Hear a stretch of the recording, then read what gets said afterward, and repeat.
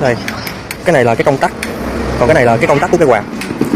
Ở đây nó sẽ có cái quạt này, để nó quạt cái hơi nóng trong cái máy này ra đó. Chứ ở đây sẽ thấy mát mát, hơi mát mát này. Còn cái này là công tắc của cái đồng hồ. Cái đồng hồ này là đồng hồ để mình chỉnh nhiệt á. Giống thường cái túi này thì chắc khoảng 200 độ, thì chị bấm nút phép nè, chị chỉnh lên 200 độ đó. Rồi chỉnh thì chị bấm set một cái nữa rồi nó sẽ lên khoảng 200 độ rồi nó dừng. Cái này nó sẽ không có chính xác là đúng 200 độ nha, giống như nó có thể lên 205 hoặc là 195 vậy nó đó.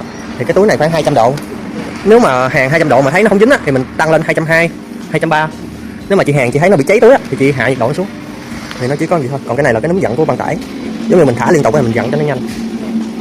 Rồi ở đây á, nó sẽ có cái tăng đưa của cái băng tải này, mình xoay nó lên